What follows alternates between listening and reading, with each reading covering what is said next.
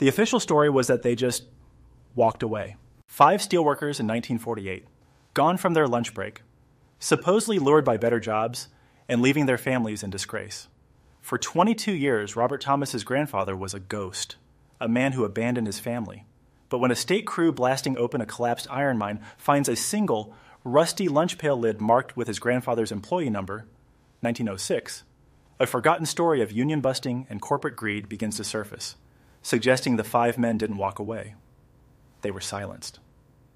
It's a story of how a single object, buried for decades, can unearth a truth powerful enough to rewrite history. Before we dig into this incredible story, if you appreciate tales where the past refuses to stay buried, consider letting us know by hitting that like button. It helps us bring more of these forgotten histories to light. For Robert Thomas, the year 1970 felt like a continuation of all the years that had come before it. At 24, he was a journalist for the Braddock Chronicle, the small Pennsylvania newspaper that served the cluster of towns huddled around the dying steel mills. His life was defined by the ghosts of the industry. He wrote about town council meetings, high school football games, and the slow, inevitable closure of another furnace at the Thompson Steel Mill, the very place that had forged his family's identity and then shattered it. His grandfather, Thomas, was a name spoken only in hushed, bitter tones, a specter in their small house.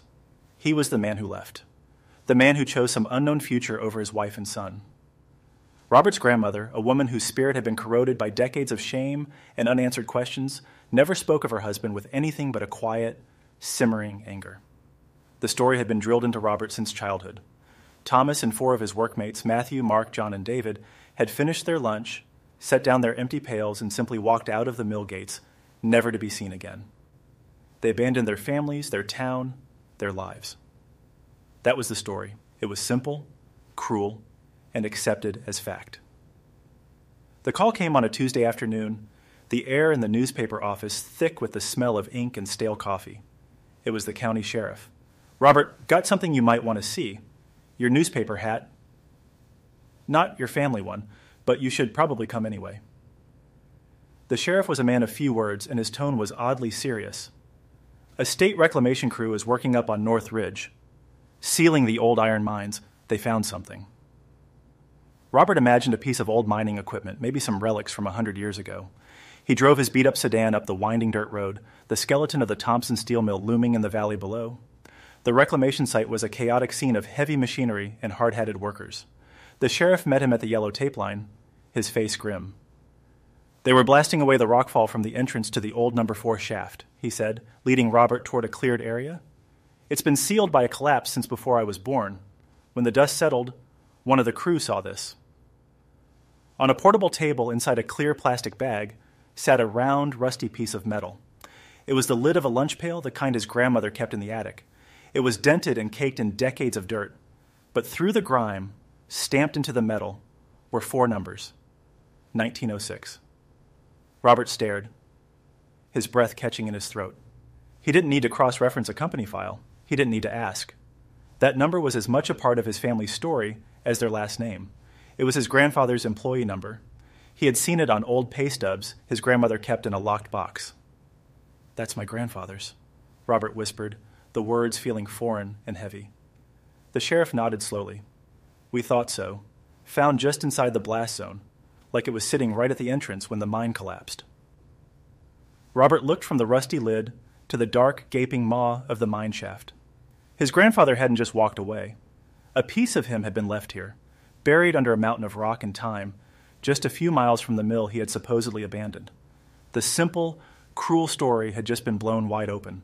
This wasn't an ending. It was a beginning. For the first time in his life, Robert felt a surge of purpose that had nothing to do with football scores or town council debates. He was going to find out what really happened to his grandfather. The next morning, Robert bypassed his desk at the Chronicle and drove straight to the town's public library, a brick building that housed the county archives in its basement. The air downstairs was cool and smelled of aging paper. He was met by Linda Peterson, the town clerk, a woman with kind eyes and a memory as long as the town's history. "Robert," she said warmly, "what brings you down here? Finally decided to write that book about Braddock's founding fathers?" Robert smiled faintly. "Something a little more recent, Linda. I need to see the newspapers from 1948, specifically the summer." Linda's expression shifted to one of sympathy. She knew the story, of course. Everyone did. Without a word, she led him to a large cabinet and pulled out a heavy, bound volume of the Chronicle. Robert spent the next 3 hours poring over the brittle, yellowed pages. He found the initial reports. 5 mill workers disappear. The language was straightforward. The men were listed as missing. Mill owner George Thompson, a man whose portrait still hung in the town hall, was quoted expressing his sincere hope for their swift return, while also mentioning that work was plentiful out west. In the following weeks, the narrative subtly shifted. The word missing was replaced with departed. Rumors were printed about letters sent from California, though no one could ever produce one. The story of 5 men abandoning their posts for a better life was cemented, not by evidence, but by the sheer force of repetition, a narrative shaped and guided by the most powerful man in town. But Robert wasn't just looking at the stories about the disappearance. He was looking at everything else, and that's when he found it. A small article from a month before the men vanished, buried on page 3. Tensions rise at Thompson Steel. It detailed a series of small, unsanctioned walkouts. Workers were demanding better ventilation in the furnace rooms and sturdier safety harnesses for the high-beam walkers. The article mentioned a new union chapter being formed, a direct challenge to Thompson's iron-fisted control. At the end of the article was a list of the 5 men elected to lead the new chapter, the men tasked with presenting the workers' demands to George Thompson. Robert's finger traced the names, his heart pounding. Thomas. Matthew. Mark. John. David. The 5 men who had vanished. This wasn't a coincidence. They weren't just 5 random workers who got gold fever. They were organizers. They were a threat. The official story felt thinner than the fragile newspaper in his hands. He felt a chill crawl up his spine. What if they didn't walk away because they found a better job? What if they were removed because they were doing their job too well? He needed to talk to someone who remembered that time, someone whose memory wasn't curated by old headlines. Linda, he asked, his voice low. Who's still around from the mill back then? Management? Security? Anyone? Linda thought for a moment, tapping her chin. Most of the bosses are long gone. George Thompson died of a heart attack in '59, but there is one person. Charles Miller. He was a security guard at the mill for 40 years, a very quiet man, always seemed nervous. Lives over at the Green Pastures retirement home in the next town. The name meant nothing to Robert, but it was a thread, and right now a single thread was all he had. Green Pastures was a clean, quiet facility that smelled of disinfectant and boiled vegetables. Robert found Charles Miller in a communal sunroom, staring blankly out the window at a bird feeder. He was a thin, frail man, his hands trembling slightly as they rested on the arms of his wheelchair. Robert introduced himself, explaining he was a reporter working on a historical piece about the steel mill. At the mention of Thompson Steel, Charles's eyes flickered with something Robert couldn't quite place. Fear. Not much to tell, the old man rasped, his voice thin as paper. Worked my shift, went home. It was a long time ago. Robert pressed gently. I'm interested in the summer of 948. There was some labor unrest, I believe, a new union. Charles's hands gripped the arms of his chair, his knuckles turning white. He shook his head, a jerky, repetitive motion. Don't know anything about that. People should leave the dead be. Just leave it alone. He wouldn't look at Robert, his gaze fixed on some distant point beyond the window. The conversation was over before it began. Robert knew he couldn't force it. He thanked the old man for his time and stood to leave. As he walked away, he pulled a business card from his wallet and placed it on the small table beside Charles's chair. If you remember anything, Robert said softly, please call me. Charles didn't move or acknowledge him in any way. As Robert left the sunroom, he felt the weight of the old man's fear follow him out the door. It wasn't the fear of a man with a faulty memory. It was the fear of a man with a perfect one. Days turned into a week. Robert's editor was getting impatient with his historical piece, and Robert himself was beginning to feel the familiar creep of hopelessness. The thread had snapped. The lunch pail lid felt less like a clue and more like a cruel joke, a final, meaningless echo from a sealed tomb. He was sitting at his desk late one night, staring at a photograph of the 5 men he'd found in the archives. They were sitting on a wooden beam outside the mill, lunch pails in their laps, smiling at the camera.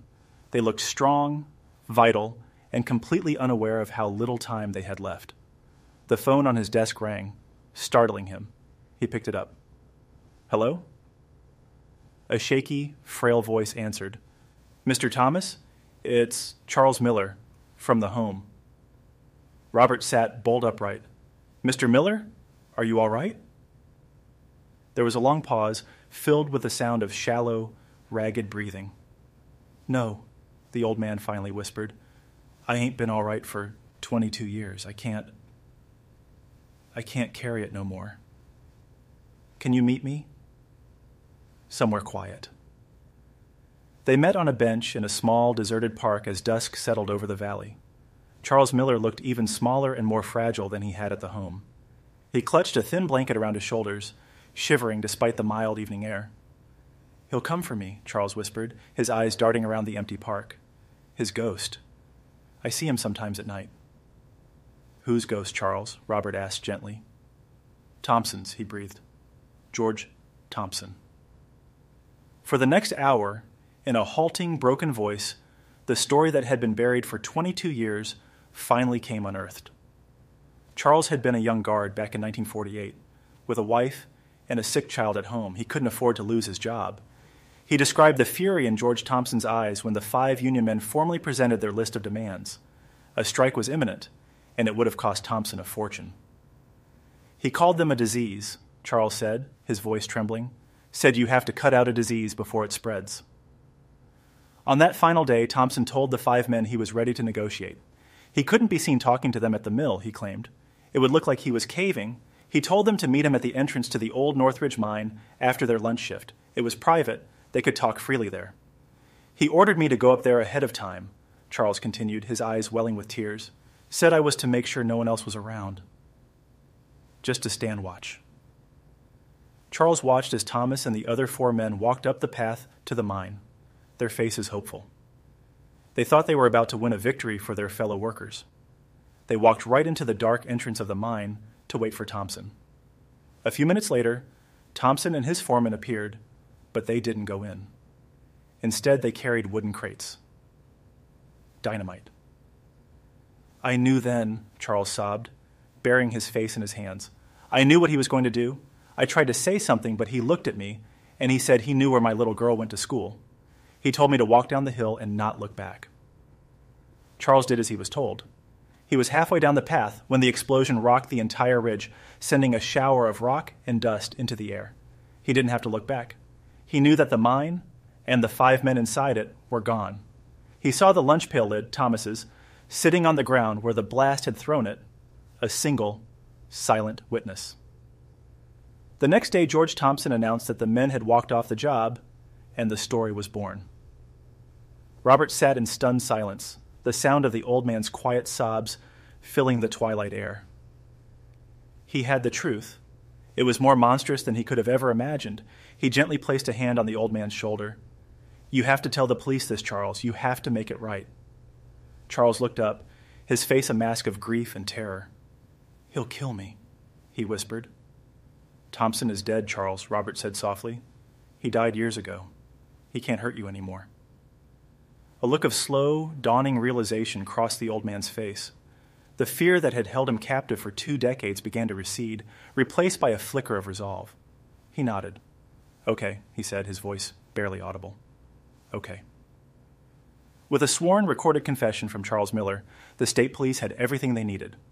An excavation warrant was issued for the North Ridge Mine No. 4. It was a slow, dangerous process. Engineers had to stabilize the entrance before they could begin clearing the tons of rock and earth from the 1948 blast. Robert was there every day, standing behind the tape line, watching and waiting. After nearly 2 weeks of digging, a worker emerged from the darkness, his face pale. They had broken through. What they found inside was a tomb, frozen in time. The remains of 5 men huddled together deep within the tunnel, as if they had tried to retreat from the blast. They were identified by their work boots and the few personal effects that had survived. Thomas, Matthew, Mark, John, David. The truth was finally, physically real. The story was a firestorm. Robert's article in the Braddock Chronicle was picked up by newspapers across the country. George Thompson, once the town's revered patriarch, was posthumously condemned as a murderer. The 5 men were no longer deserters. A large memorial service was held, attended by the entire town. The surviving families, now grown old, wept together, their private shame finally replaced by public honor. On the day of the memorial, Robert stood with his grandmother in front of a new monument erected in the town square, their 5 names carved in granite. She clutched a framed photograph of her husband, the one from the lunch break, his smile forever young. For the first time since Robert was born, he saw his grandmother smile back at the picture, a true, unburdened smile. The weight of 22 years had been lifted. The ghost that haunted their family was finally at peace. The confession of the security guard was the key that unlocked this entire mystery. But it makes you wonder, if he had died without ever telling his story, would the truth have remained buried forever with those men? What is the greater duty, to protect oneself and one's family, or to reveal a terrible truth, no matter the cost? We share these stories not just to remember the lost, but to explore the difficult questions they leave behind. If this story moved you, please consider sharing it with someone who appreciates history and the relentless pursuit of truth. Thank you for listening.